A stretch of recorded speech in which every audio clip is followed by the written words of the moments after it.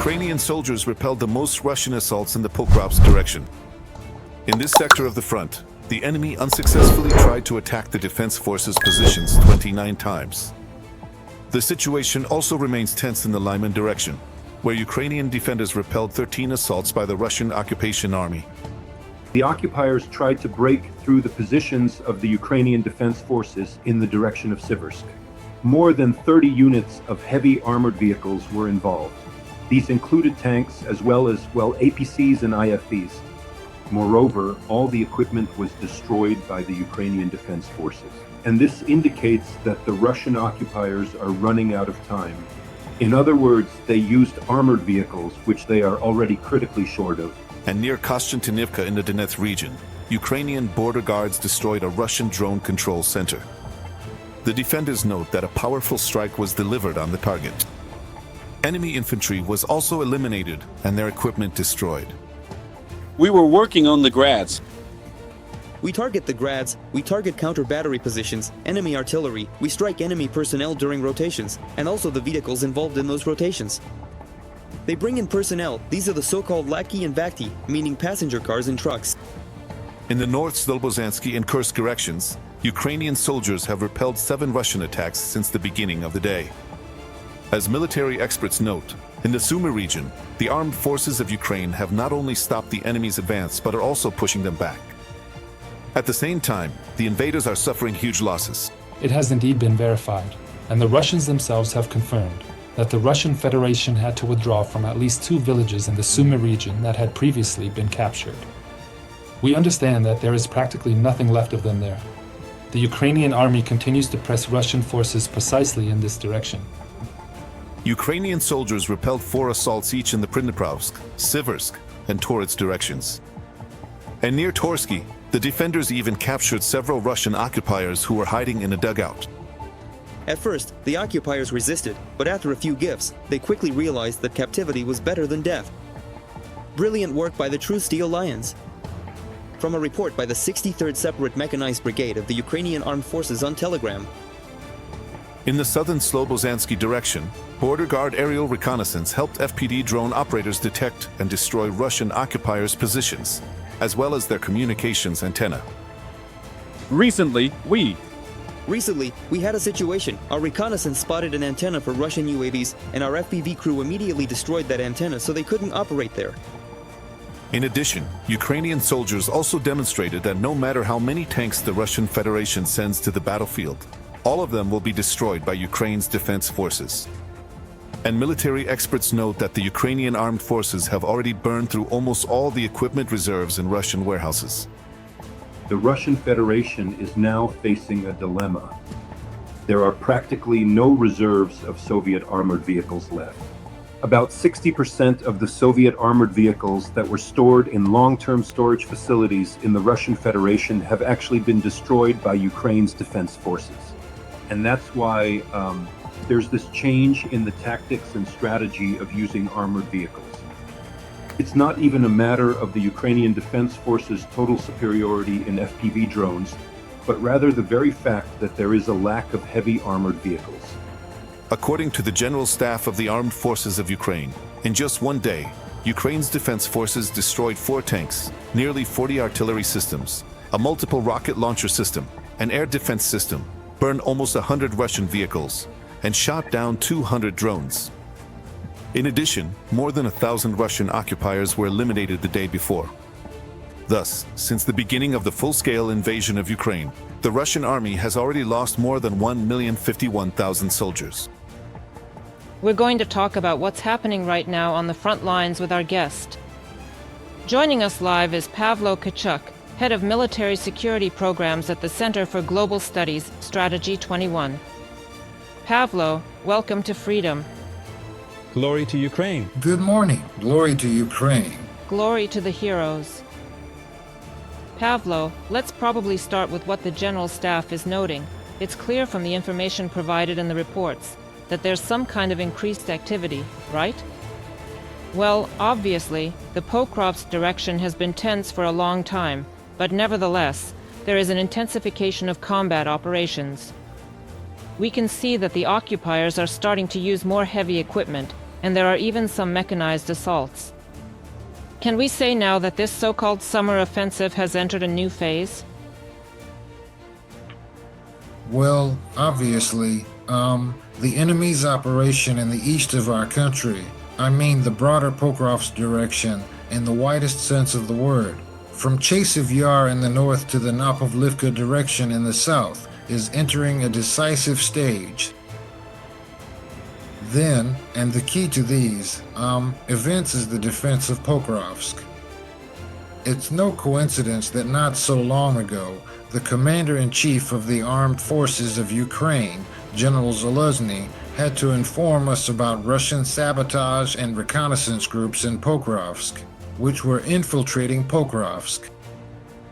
The key point here isn't that the enemy managed to send their saboteurs into the city, but that this is a kind of reconnaissance indicator, preparing for a probing attack before a decisive assault on Pokrovsk. Right now, the city, or more precisely, the Pokrovsk-Myrnarad agglomeration, is surrounded by the enemy on 3 sides. A frontal offensive is ongoing from the Soldar direction, from the south. Attempts to bypass the city from the Dnipropetrovsk side, from the south and southwest, are ongoing. The enemy has cut off the Pokrovsk-Moshiva highway and is trying to reach Pokrovsk-Pavlorad, thus attempting to cut off our defenders in Pokrovsk and their supply lines. And the most dangerous thing here is that, after reaching the Pokrovsk-Koshchentinivka highway, the Russians regrouped and are trying to organize an offensive from the north and northeast. So, Pokrovsk is in a kind of bowl. The Russians are advancing from 3 sides and believe this is the moment for a decisive assault on the city. How successful they will be is hard to say. It all depends not only on their desire, but also on the capabilities and readiness of our forces to defend this key junction. If we hold Pokrovsk, then the enemy will still face problems with attempting an offensive on, obviously, their main objective in this spring-summer campaign. For now, it's probably too early to talk about a fall offensive. That's the agglomeration of Kostiantinivka, Droshkivka, and Kramatorsk. Pavel, and next I'd like you to comment on what's currently happening in the Zaporizhia region. The Commander-in-Chief of the Ukrainian Armed Forces, Oleksandr Syrskyi, inspected one of the hot spots on the front in the Zaporizhia region. He noted that compared to other directions, there are fewer combat clashes here.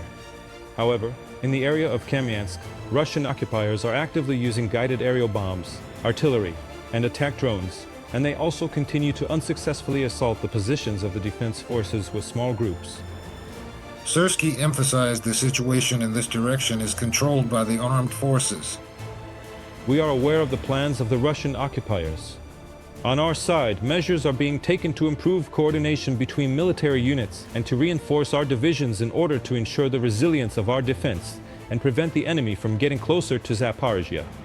I am sincerely grateful to the defenders, both men and women, who bravely withstand the attacks and destroy the Russian aggressor. Ukrainian Zaporizhia stands on your shoulders, as does all of Ukraine. Oleksandr Syrskyi, Commander-in-Chief of the Armed Forces of Ukraine, Facebook. Pavlo, in your opinion, what are we witnessing right now? What is the situation? And I would also like you to comment, in general, on the significance of the Commander-in-Chief's visit specifically to this area. Well, compared to the areas that are the hottest according to the General Staff, that is, the east, on the southern front there is a relative lull. Well, relative. This shows that the enemy has not been able, and is not able, to form 2 groups of forces capable of conducting a strategic offensive simultaneously. The main reserves have been thrown to the east. But nevertheless, in the south, it's not only Kamenskoye, not only near the Dnipro, but at all the key sections of the southern front, That's Kamenskoye. That's the Orakiv direction. That's the Huliapol direction. The enemy is trying, to attack, trying, and obviously, the goal of these, enemy actions is to take up more advantageous starting positions. So, logically, it's clear that if the Russians succeed in the east, achieve their objectives, or, on the contrary, if our defense forces give them a hard time and stop this offensive, which is ongoing in the Pokrovsk, Chasiv Yar, and Lyman directions, as well as in the southeast and the Novopavlivka direction, then, as a second or backup stage, the Russians are considering the southern direction, just like in 2024, last year, when they were building up a force grouping there, obviously for an offensive.